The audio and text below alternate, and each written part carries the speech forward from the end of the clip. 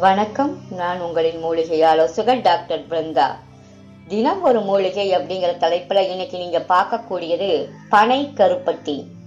பனைமரத்திலிருந்து கிடைக்கும் பனை நீரிலிருந்து கருப்பட்டி என்கிற வெல்லம் தயாரிக்கப்படுது. இதை பனை வெல்லம் அப்படிங்கிறோம். பனை நீரை நல்லா காய்ச்சினா கிடைக்கக்கூடியதுதான் நமக்கு பனை கருப்பட்டி. கருப்பட்டி ரத்தத்தை சுத்திகரிச்சு உடலுக்கு சுறுசுறுப்பு கொடுக்கக்கூடிய தன்மை இந்த பனங்கருப்பட்டிக்கு இருக்கு. இது மேனிய பளபளப்பாக்குது. கருப்பட்டியில அதிக அளவு சுண்ணச்சத்து இருக்கிறதுனால நம்ம நிறைய எடுத்துக்கிட்டோம் அப்படின்னா நமக்கு தேவையான சுண்ணாம்பு சத்து கிடைக்குது. இது உடலையும் சுத்தமா வைக்க உதவுது. ஜீரகத்தை வறுத்து சுக்கு கருப்பட்டியோட சாப்பிட்டாங்க அப்படின்னா நல்ல பசி எடுக்கும். ஓமத்தை கருப்பட்டியோட சாப்பிட்டுட்டு வந்தாங்கன்னா வாயு தொல்லை அறவே நீங்குது.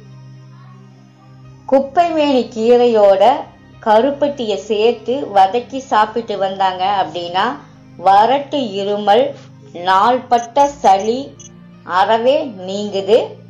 வெள்ளை சர்க்கரைக்கு பதிலாக கருப்பட்டியை பயன்படுத்துறவங்களுக்கு பற்கள், எலும்பு ரொம்ப உறுதியா இருக்கு.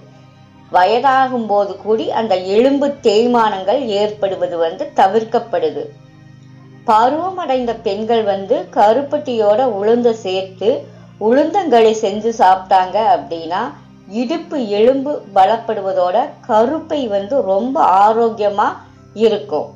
நீரிழிவு நோயாளிகள் கைக்குத்தல் அரிசி சாதத்தோட கருப்பட்டியை கலந்து சாப்பிட்டு வந்தாங்க அப்படின்னா ரத்தத்துல சர்க்கரை அளவு கட்டுப்பாட்டுல வச்சுக்குது. அது மட்டுமல்ல, அதிக அளவு சிறுநீர் போகக்கூடிய தன்மையை இந்த பனங்கருப்பட்டி குறைக்குது. குழந்தைகள் முதல் பெரியவர்கள் வரை இந்த கருப்பட்டியை சாப்பிட்டுட்டு வந்தாங்க அப்படின்னா அவங்களுக்கு தேவையான அளவு கால்சிய சத்து கிடைக்குது. சுக்கு மிளகு கலந்த கருப்பட்டிய குழந்தைகள் பெற்ற தாய்மார்களுக்கு கொடுத்தா பால் சுரப்பு அவங்களுக்கு ரொம்ப அதிகமா ஏற்படும். காபியில வெள்ளை சர்க்கரைக்கு பதிலா மாற்றாக கருப்பட்டியை சேர்த்து சாப்பிட்டுட்டு வந்தாங்கன்னா உடலுக்கு தேவையான கால்சியம் கிடைப்பதோட நோய் எதிர்ப்பு சக்தியையும் இந்த கருப்பட்டி கொடுக்குது. நன்றி.